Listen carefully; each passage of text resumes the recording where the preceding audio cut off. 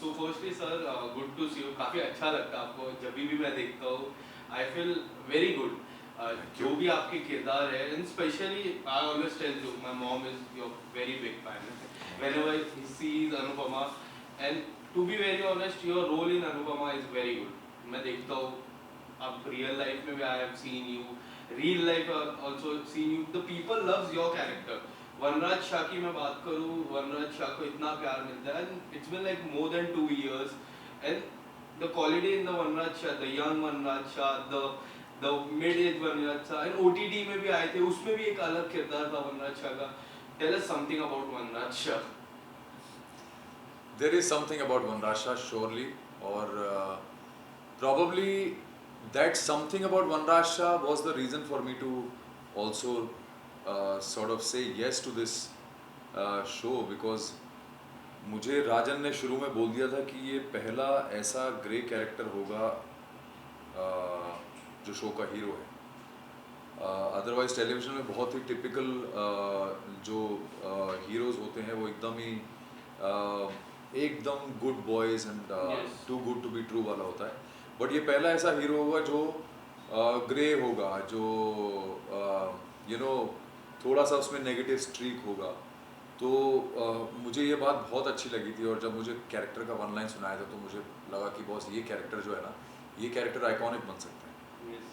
तो वहाँ से इसकी शुरुआत हुई, और आज 2.5 साल के बाद अगर आप देखो तो ये कैरेक्टर ऐसा है जो कभी भी किसी को बोर नहीं होने देगा, Hmm.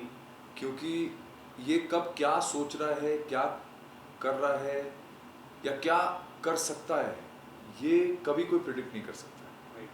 कब इसका मूड स्विंग हो जाए, कब ये एकदम से पलटी मार दे, कब एकदम से गुस्सा हो जाए, या कब एकदम बच्चा बन जाए अपने माँ बाप के आगे, पता नहीं रहता है। तो ये जो उसके कैरेक्टर की अनप्रेडिक्टेबिलिटी है, यही इस कैरेक्टर को इतना यूनिक बनाती है, and that is probably one of the reasons why it is different, and it is something that is आज तक ना तो मैं ये प्ले करते हुए बोर हुआ हूँ, ना ऑडियंस देखते हुए बोर हुआ। Yes. पर कोई ऐसी बात है जो आपको लगता है वनराज शाह और सुधांशु जी की सिमिलर है, रियल और रियल कैरेक्टर की मैं बात कर रहा हूँ, जो आपको लगता है? वनराज की और सुधांशु की एक सिमिलैरिटी है सबसे बड़ी, वो ये है कि दोनों फैमिली मैन हैं बहुत strong. Yes. So that is one thing very very similar between Vanraj Shah and Sudhanshu Pandey, that both are extremely dedicated to the family. Yes. And once you go home, so what are the response from the family members के आपका किरदार के बारे में? Do you like say something about the work you have done? आज हमने ये काम किया, you are going to see the change in me, और एक नया किरदार ऐसा do you discuss? Actually मेरे घर पे मेरा काम नहीं देखते लोग टेलीविज़न शोज़ बहुत रेयरली, मेरे बच्चे तो बिल्कुल नहीं देखते हैं, Yes. because they are either my younger son is busy with his studies, the older one is busy training himself for other things, और मेरी वाइफ जो है वो कभी कभी देखती हैं, कभी नहीं देखती हैं।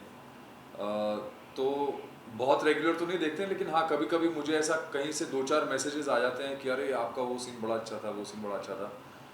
तो मैं स्पेसिफिकली वो सीन लगा के देखता हूँ कि अच्छा कैसा आया है, तो देख के अच्छा लगता है, खुश होता हूँ मैं कि अच्छा चलो लोगों को पसंद आया जो मैंने किया है।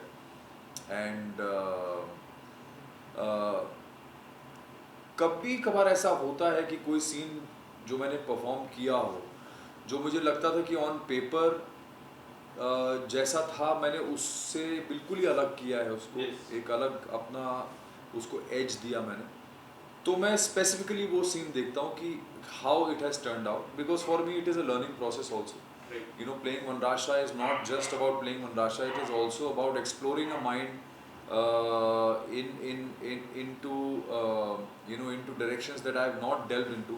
तो मैं अपने माइंड को एक्सप्लोर करता रहता हूँ और देखता हूँ कि मैं क्या क्रिएट कर सकता हूँ, क्या नया दे सकता हूँ एज एन एक्टर, क्या how can I execute this character more differently और मोर इंटरेस्टिंगली। तो उसको मैं देखता हूँ so that I can understand and may be learn और मे बी अनलर्न, कि मुझे Yes. आगे क्या नहीं करना चाहिए वो भी सीख जाता हूँ। एंड अनुपमा की मैं बात करूँ, अनुपमा सीरियल की मैं बात करूँ, स्पेशली मेकर्स और राजन शाही की मैं बात करूँ, जिस तरह की सीख देते हैं लोगों को, जैसे मैं एक एग्जांपल बोलता हूँ कि अनुपमा जी की जो सेकंड मैरिज है उसमें भी एक सीख थी कि girl should get that right to get second marriage है। काफी लोग की सीख, और इस तरह की काफी कुछ आए हमने देखा। जब ओटीटी में भी आया तो जो फ्लैशबैक की स्टोरी थी वो बताई हमें। तो इस तरह की सीख आपको जब स्क्रिप्ट मिलती है तो what do you discuss with the makers about the script and all, and how do you feel इतनी सारी जो लर्निंग लेसन मिलते हैं लोगों को, लर्निंग लेसन मिलते हैं अनुपमा से, so how do you deal with all those things? I आपने दो सवाल पूछे हैं। यस। एक तो ये कि जो सीख मिलती है उसके बारे में क्या है, दूसरा कि मैं डिस्कस करता हूँ जब कोई यस, बड़ी चीज़। The two question. तो पहला तो ये कि definitely yes, writers and producers have been doing a fantastic job by writing down stuff in such a way that we are able to as actors, हम लोग अपने परफॉर्मेंसेस से थ्रू अच्छे मैसेजेस जो सोसाइटी को अपलिफ्ट कर सकें, लोगों की मानसिकता को चेंज कर सकें, जो यंग वल्नरेबल माइंड है बच्चों का या ग्रोइंग अप जो बच्चे हैं या टीनेजर्स हैं, उनके दिमाग को एक अच्छा इन्फ्लुएंस दे सकें, एक अच्छी दिशा में ले जा सकें। Because we have repeatedly shown our culture in the show and what is the beauty of our culture and how we celebrate the festivals। और हर बार जब कोई त्योहार होता है तो किस तरह से the whole family comes together and forgets about everything that is going on but comes together to celebrate those special moments। and ये सब वो चीज़ें जो हर परिवार को याद रखनी चाहिए, समझनी चाहिए।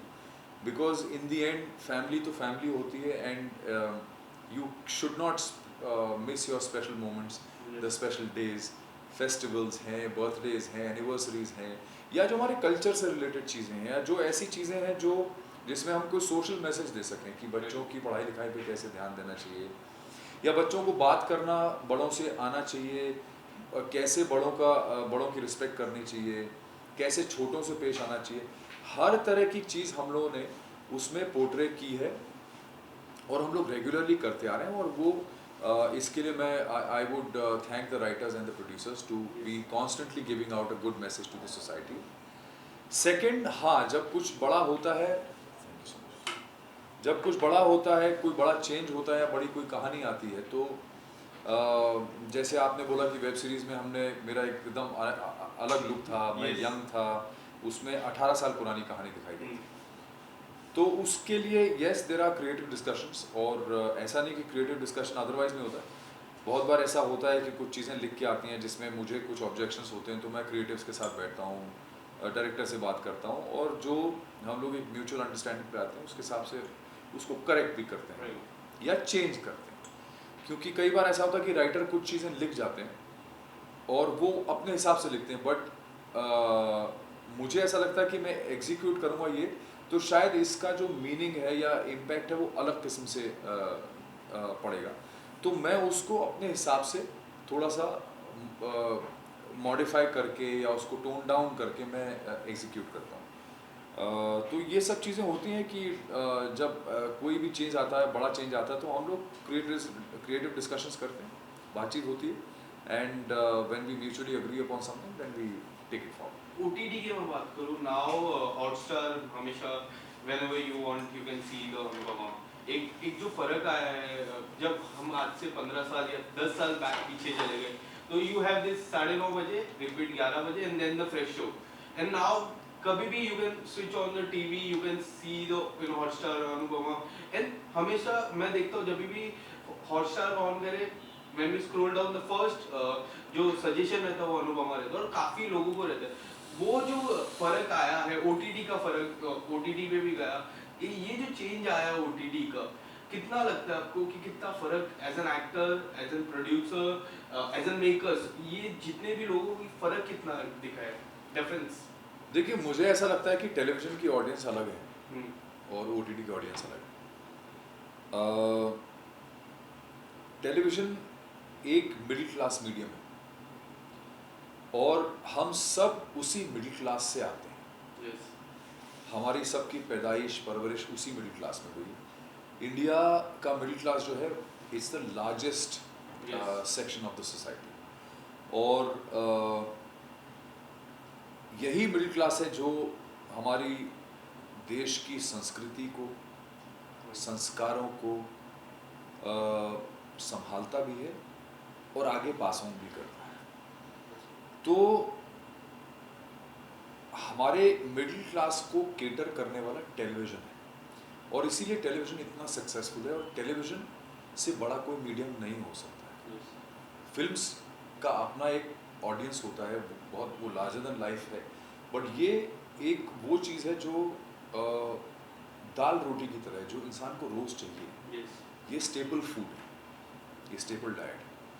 फिल्म्स या ओटीटी जो है, ये वो डाइट है जो आप वीकेंड्स पे अपनी फैमिली के साथ किसी अच्छे रेस्टोरेंट में जाके खाना खा लें, Yes. बट वो खाना आप रोज़ नहीं खा सकते। So this is the difference between television and OTT. रही बात टेलीविज़न शोज़ की, जो ओटीटी पे आ गए हैं, वो भी उसी ऑडियंस को केटर कर रहा है जो टेलीविज़न देख रहा है। जो लोग Right. टेलीविज़न नहीं देख पाते या उनको टाइम नहीं मिल रहा है, वो लोग सुबह देख लेते हैं, या जिनको इतना एक्साइटमेंट रहता है कि यार आज सुबह एपिसोड आएगा तो पहले मैं देखूंगा, Yes. तो वो लोग सुबह उठ के देख लेते हैं और फिर शाम को फिर से रिपीट देखते हैं। Correct. So it's a different audience altogether. OTT, otherwise the OTT shows, जो web shows हैं, they cater to a very separate, very different audience, which could be also watching television but not necessarily watching television. It's a different audience altogether. And मैं बात करूँ, you started your modeling career at the age of 18, correct? 19. 19. 19. Then you did 3 movies with none other than Akshay Kumar sir, and then television. इस दौरान कभी बीच में ऐसा लगा कि you can also do reality shows? Because why I am asking this question, because I have seen many television actor doing reality shows, especially Big Boss.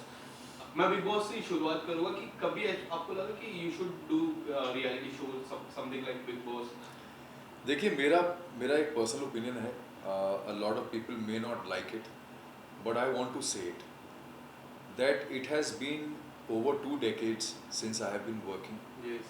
मैं India के one of the top names as a model भी मेरा नाम था उस time पे in the top league of models, then with a band of boys, you know, we were a global name, और मैंने जो भी फिल्में की हैं, good bad ugly, but I have always had a very I have earned a lot of respect in the industry with the kind of work what ever I have done.